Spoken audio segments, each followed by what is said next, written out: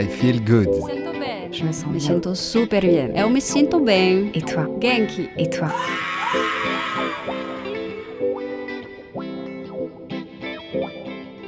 I Feel Good, le podcast qui vous veut du bien, vous donne un éclairage sur le grand éventail des activités de bien-être, développement personnel et spirituel et autres initiatives inspirantes.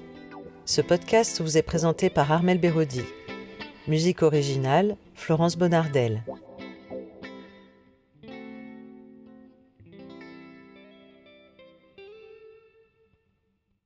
Je suis sur le congrès Innovation en éducation à Montpellier avec mon invitée Marina Barrault, qui est psychomotricienne de formation, qui a été dirigeante en entreprise pendant 20 ans et a fondé sa première entreprise de coaching dirigeant en 2009. Et tout d'un coup, il y a eu un déclic en lisant un article. Marina, bonjour. Bonjour. Oui, il y a eu un déclic en 2012. Je lis un article qui dit que 150 000 jeunes sont déscolarisés en France chaque année. Et là, je me dis, mais c'est pas possible. Enfin, on est en France, 150 000 jeunes qui ne vont pas à l'école, qui handicapent leur avenir, vraisemblablement. Et donc, j'ai envie de faire quelque chose. Et je me dis, s'ils ne vont pas à l'école, c'est parce qu'ils ne savent pas ce qu'ils veulent faire plus tard. Bon, voilà, c'est évidemment pas la seule raison, c'en est une. Et je me dis, je vais les aider à trouver ce qu'ils veulent faire plus tard. Ça les mobilisera pour travailler à l'école et pour y aller. Donc, je prends... D'où cette motivation vous est venue du coup parce que vous avez reçu un choc en lisant cet article? Oui, parce que moi, l'école m'a permis d'avoir la vie formidable que j'ai eue, tout simplement. Donc, j'ai commencé effectivement, comme vous l'avez justement dit, par un diplôme de psychomotricité quand j'avais 18 ans. Après, je suis rentrée dans le monde de l'entreprise. J'ai complété ma formation par un MBA à HEC, parce que je connaissais que cette école à l'époque. Et l'école m'a permis d'avoir une vie formidable. Et je me suis dit, je suis un pur produit de l'école républicaine, mes parents étaient ouvriers, j'ai été boursière, j'ai fait des études, je suis rentrée dans le monde de l'entreprise, ça a bien marché. Et donc, c'est vrai que j'ai été très choquée de savoir qu'en France, il y avait 150 000 jeunes qui n'étaient pas en classe. Et j'ai eu envie d'agir. Donc, voilà, de me dire, on va les aider à savoir ce qu'ils veulent faire plus tard. Et pour les aider à savoir ce qu'ils veulent faire plus tard, il faut plusieurs choses. Il faut apprendre à mieux se connaître, parce que c'est en fonction de qui je suis que je vais aller vers tel ou tel endroit. Et puis après, il faut développer sa confiance en soi, parce que ça va être un levier important pour après agir, s'engager et devenir acteur de sa vie. Est-ce que ça a été facile pour vous de savoir ce que vous vouliez faire plus tard? Non. Quand j'avais 18 ans, déjà, j'ai toujours voulu être prof de maths. En fait, d'abord, j'étais amoureuse de mon prof de maths quand j'étais au collège. Ça motive, ça, non? Complètement. Et donc, quand je suis arrivée en seconde, à l'époque, c'était une seconde C, on m'a dit mais non, mais attendez, quand vous serez en âge d'enseigner, il n'y aura pas besoin de prof de maths. Donc là, j'étais complètement... On m'avait cassé mon rêve. Et donc, j'ai cherché, voilà. J'ai vu une conseillère d'orientation qui m'a dit « Qu'est-ce que vous aimez ?» J'ai dit les maths et l'anglais. Elle m'a dit « Très bien, vous allez faire une école de commerce. Vos résultats sont bons, vous allez faire une école de commerce. » J'ai dit « Non, je ne vais pas faire d'école de commerce, parce que je travaillais dans le social. » Donc, l'école de commerce, je l'ai faite plus tard. Effectivement, j'étais sans doute... plutôt faite pour ça. Mais le diplôme de psychomotricité, en tout cas, m'a forgé une autre vision des choses, sans doute un peu plus humaine, et m'a permis aujourd'hui de créer ce que je veux faire plus tard, qui est un bon mélange et une belle association entre le corps, la tête et le cœur. Ok, alors aujourd'hui, qu'est-ce que vous faites avec cette association? Ce que je veux faire plus tard. Eh bien, on permet aux jeunes de mieux se connaître, de prendre confiance en eux et de s'engager dans la vie. Comment? Donc, comment? On s'appuie sur un triptyque tête-cœur-corps. Donc, et c'est la combinaison de ces 3 éléments qui vont faire que ça marche. Enfin, on réconcilie la tête, le cœur et le corps. Enfin, puisque moi, mes études de psychomotricité m'ont bien appris que ce qu'il y avait dans la tête, on le retrouvait dans le corps. Et c'est vrai. Donc, la tête, on s'appuie sur une méthode basée sur les neurosciences qui s'appelle l'approche neurocognitive et comportementale et qui va permettre aux jeunes de mieux comprendre quelles sont leurs motivations. Le corps va nous permettre plusieurs choses. La première, c'est de comprendre de quelle motivation la personne dispose. puisque ça se voit dans les comportements. Ça permet également de prendre confiance en soi, parce qu'on va faire des activités, et ces activités, ça va marcher. Et puis la troisième chose, ça va ancrer les apprentissages. Parce que tout ce d'ailleurs on le sait, quand on fait des formations, on voit, on se dit, oh, c'est génial, on va faire ci, on va faire ça. Au fond, on le fait pas parce qu'on n'est pas transformé, ça n'ancre pas. Le corps va ancrer les apprentissages. Donc voilà, et tout ça est permis par le troisième pilier qui est le cœur, puisqu'on a 4 accords de fonctionnement, dont la bienveillance, qui va permettre à chacun de s'exprimer en confiance, en sécurité, de s'ouvrir, de se dévoiler, de se découvrir. Voilà. Alors concrètement, vous intervenez dans des écoles. Qu'est-ce qui se passe exactement? Concrètement, on organise des séjours et des ateliers dans les écoles et pour les particuliers pendant les vacances scolaires. Donc, à l'origine, quand en 2012, je lis cet article, je me dis, j'ai envie de faire quelque chose, je vais agir. Et tel le colibri, on va faire notre petite contribution. Je mets 2 copains autour de la table et qui s'occupent de développement personnel. Moi, je suis moi-même depuis formée au coaching. Et donc, on organise un séjour de 5 jours. Parce que je me dis, faut faire 5 jours. Parce que pendant les vacances scolaires, les parents se demandent bien ce qu'ils vont faire de leurs enfants. Enfin bref, je me dis, il faut bien 5 jours pour apprendre à mieux se connaître. Donc, à l'origine, c'est chez moi. Et parce que j'y connais rien quand même, au monde de l'adolescence et à tout ce qui est accueil de mineurs. Quand je dis je m'y connais bien en développement personnel, en humain. Ça a été toute ma carrière finalement. Et puis j'ai complété ça en coaching, mais je ne connais pas l'accueil de mineurs et je ne sais pas que pour accueillir des mineurs, il faut des autorisations. À l'époque, je ne sais pas tout ça. Donc je les mets chez moi, puis le soir, ils rentrent chez eux. Mais le soir, ils ne veulent plus rentrer chez eux. Le soir, il y a ma fille, ma plus jeune fille qui est là, et puis le fils d'une amie. Donc j'avais fait un dortoir fille, un dortoir garçon. Et puis le soir, tout le monde veut rester là. Et puis il se passe plein de choses. Et puis le vendredi, ils sont tout emballés, ils veulent revenir, alors que le lundi, ils ne voulaient pas être là.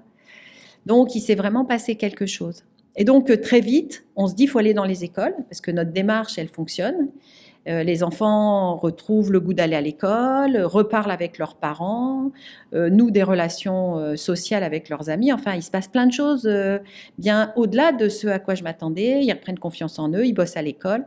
D'ailleurs, 7 ans plus tard, à l'époque, ils avaient entre 14 et 16 ans. On sait ce qu'ils sont devenus aujourd'hui, puisqu'on les a suivis. Et donc, très vite, on se dit, il faut aller dans les écoles. Et donc, on va dans les écoles. La première classe dans laquelle on va, c'est une classe de primo-arrivants, c'est-à-dire de jeunes qui arrivent en France et la France, même des enfants qui n'ont pas le droit d'être là, sont accueillis dans les classes. Et donc, dans des sections spéciales qui s'appellent UPE2A pour les enfants qui ne parlent pas français. Donc ça, c'est le premier truc. Ils ne parlent pas français. Et nous, les ateliers qu'on fait sont toujours tête, cœur, corps, c'est-à-dire une partie de compréhension de la théorie, une partie de mise en pratique, de prise de confiance en soi avec de l'impro, des jeux d'énergie, et puis une partie, toujours la partie bienveillance. Mais on se rend compte qu'ils sont pleins d'énergie, ces jeunes, pleins de volonté, et que même sans comprendre parfaitement le français, eh bien, il se passe des choses. Donc, le prof nous dit, mais il faut que vous reveniez, c'est génial, ça a changé l'ambiance de ma classe. Bon, nous, on sort d'un séjour de 5 jours où il s'est passé plein de choses. Mais on se rend compte très vite, effectivement, qu'il se passe des choses. Donc, très vite, on va dans d'autres classes. Très vite, les profs nous disent, effectivement, vous voudrez que vous soyez là tout le temps. Donc, très vite, on décide de former des profs. D'accord. Parce que l'idée, c'est de se dire, évidemment, ils ne vont pas faire exactement la même chose que nous. Et même s'ils n'en retiennent que 20% ou 50%, il va se passer des choses et on va changer la teneur. Enfin, en tout cas, c'est mon projet. Mais donc, l'idée au départ, c'était de faciliter l'orientation des jeunes ou c'était d'accompagner des jeunes déscolarisés et du coup, le projet s'est un petit peu modifié, si je comprends bien. Moi, je lis cet article et je me dis, j'ai envie de lutter contre ça. Et moi, je suis plus dans le domaine de la prévention. Même si on a quelques enfants déscolarisés qui viennent chez nous, parce qu'il faut les toucher, les enfants déscolarisés. Il faut les trouver. Alors que ils sont dans les classes et on va les trouver grâce aux parents pour les enfants déscolarisés, mais ils ne veulent pas venir. Alors déjà que les enfants qui ne sont pas déscolarisés ne veulent pas venir, je peux vous dire ceux qui sont déscolarisés, ils ont une honte. Voilà, les parents ont honte, les enfants ont honte. Enfin, c'est très compliqué. Donc, pour qu'ils arrivent jusqu'à nos séjours, c'est complexe. Donc, on se dit, bon, on va faire de la prévention. Donc, moi, je ne connais pas un ado qui me dise, tout va bien, ça va bien avec mes copains, ça va bien avec mes parents, je sais ce que je veux faire plus tard, tout va bien. Vous savez pourquoi? Il y a plein de raisons. Il y a plein de raisons. Nous, on va faire en sorte de leur redonner confiance dans un avenir. Quand vous avez un enfant à 8 ans qui dit « je ne veux plus aller à l'école parce que dans 10 ans, je serai mort », c'est qu'il se passe quelque chose dans notre société. Donc, il y a plein de raisons, plein. Le harcèlement, justement la quête de sens, enfin. C'est pour ça que, au fond, après cette première semaine, il s'est passé des choses bien supérieures à ce à quoi je m'attendais. C'est-à-dire que moi, vous ne quitterez pas l'école parce que vous savez ce que vous voulez faire plus tard. Donc, vous saurez que l'école est un moyen et donc vous allez y rester. Mais il se passe plein d'autres choses. Les parents qui me disent, moi, mon gamin, il était dans sa chambre et il faisait que des jeux vidéo. Là, il ressort de sa chambre et il va voir ses amis. Mais ça, c'était pas prévu que ça donne ça. Et cette combinaison tête-cœur-corps fait qu'on s'adresse à la personne dans son entièreté et qu'on va toucher son identité, son existence, je ne sais pas comment dire, mais on va toucher son essence. Donc, il est reconsidéré, en fait, hein? Alors, est-ce qu'il est reconsidéré? Oui, c'est vrai. Mais je pense qu'il est de nouveau en vie. C'est très prétentieux ce que je dis. Mais on leur redonne envie. Et c'est vrai. On va plutôt parler d'un constat, hein? On parle d'un constat, Voilà. ouais. C'est vrai que cet été-là, j'étais avec plein de jeunes et il y en avait certains qui avaient fait les stages, ce que je veux faire plus tard, ils n'ont pas les mêmes yeux. Il y a une notion de vie qu'ils ont, voilà. Donc, on leur redonne de la joie, de l'envie, de la motivation pour ce qu'ils sont, tels qu'ils sont. Pas en essayant de copier quelqu'un d'autre. Parce que cette méthode qu'on utilise, c'est vraiment pour qu'ils soient eux. C'est vraiment pour qu'ils soient pleinement eux, tels qu'ils sont. Alors, cette méthode repose justement sur la connaissance de ses motivations, si j'ai bien compris. Oui, tout à fait. Il y a plusieurs types de motivation. Bon, on s'appuie sur ce modèle qui parle de motivation, parce que moi, j'ai été élevée, fais ce que t'aimes. Donc, ça me paraissait tout à fait naturel de prendre un modèle qui parlait de motivation. Et ça va donner les ingrédients dont j'ai besoin pour m'épanouir demain dans mon métier, dans ma vie. Donc, vraiment, les jeunes se reconnaissent et ils reconnaissent dans des défauts qu'on peut leur attribuer des qualités pour nous. C'est ce que j'expliquais dans la conférence ce matin. Un enfant qui aime le défi, qui aime se dépasser, qui aime toujours faire mieux, souvent on va lui dire « mais t'es fatigant, tu veux toujours être meilleur que les autres, etc. » Mais là, juste quand il reconnaît que c'est une caractéristique comme une autre et qu'il peut en faire une qualité, comme un défaut, eh bien, ça va lui permettre de vivre ça très bien. Comme les jeunes qui aiment le mouvement. Moi, je me souviens d'un jeune qui avait beaucoup d'animateurs, donc qui aimait le mouvement et qui me dit le vendredi quasiment en larmes, « Marina, est-ce que tu penses que j'ai pris trop de place cette semaine ?» Alors, je lui dis, non, tu as pris ta juste place. Et il me dit, depuis que j'ai 6 ans, je suis sous Ritaline et on me dit que je prends trop de place. Oui, il a de l'animateur, il fait rire tout le monde. Et quand on a fêté les 5 ans de l'association, il est arrivé. Et je vais l'appeler Pierre, parce que je ne vais pas donner de nom. Et je lui dis, Pierre, est-ce que tu es OK pour animer la soirée? Il y avait 150 personnes, il n'avait rien préparé, il est monté sur scène, il a animé. Ce talent-là, quand on le reconnaît, les enfants, ça les apaise. Parce qu'on lui dit plutôt, tu bouges tout le temps, tu ne tiens pas en place, tu as toujours besoin de parler, etc. Donc, c'est vraiment reconnaître chacun pour ce qu'il est et donner une valeur à ce qu'il est. Il n'y a pas de comparaison. Souvent, au début, on me disait, Marina, il faut que tu leur dises ce qui ne va pas et tout. Je dis, mais toute la journée, on leur dit ce qui ne va pas. Moi, je leur dis juste ce qui va, ce que j'ai vu de beau chez eux. C'est ça qu'on leur dit. En fait, là, vous partez du principe que l'accompagnement d'un jeune dans sa scolarité, c'est de le valoriser dans ce qu'il est, lui, dans sa singularité, en fait. Plutôt que de lui dire, tu es différent et c'est mal. Tu as une singularité, tu as des talents et il faut s'en servir. Voilà. Ils sont tous singuliers, ils ont tous des talents. C'est un âge où on veut être comme les autres, mais quand ils reconnaissent que ils ont, eux, des atouts que les autres n'ont pas et que les autres ont des atouts qu'eux n'ont pas, parce qu'ils le voient bien, le vendredi soir, le jeudi et le vendredi, quand on fait des séjours, on leur fait des débriefs individuels, en groupe. On leur dit, voilà ce qu'on a vu de beau chez toi. Et le groupe dit à chacun ce qu'il a vu de beau chez lui. Ils ne sont pas idiots, hein. Si je vous dis que j'aime bien votre pull et que à l'autre, je lui dis pas, il va se douter que j'aime bien celui-là et pas l'autre. Donc, ils sont pas idiots. Et Borg, il est devenu numéro 1 mondial parce qu'il a changé de coach et que son coach, il l'a fait travailler. Alors, je sais jamais si c'est le revers ou le coup droit, mais il l'a fait vraiment travailler sur là où il était fort. Donc, reconnaître le talent des jeunes, c'est juste leur dire, vous êtes une belle personne. Et d'ailleurs, c'est ce qu'ils disent en sortant. Ils disent, on peut me dire ce qu'on veut, maintenant je sais que je suis une belle personne. Et moi, je trouve que commencer comme ça dans la vie, c'est drôlement bien. J'ai vu dans les vidéos que vous avez montrées qu'il y a beaucoup de joie, c'est très joyeux en fait ce que vous partagez avec ces enfants. Il y a beaucoup de jeux, beaucoup de joie. Il y a beaucoup de joie parce qu'il n'y a pas de jugement. Donc, quoi que je fasse, ça va être valorisé, donc j'y vais. Et puis, on apprend mieux dans le jeu, on apprend mieux dans le plaisir, on apprend mieux dans l'émotion. Donc, il y a beaucoup de joie. Et à chaque fois, je le dis aux parents, on fait des vidéos qui montrent effectivement c'est très joyeux et c'est une des valeurs fondamentales de l'association, la joie.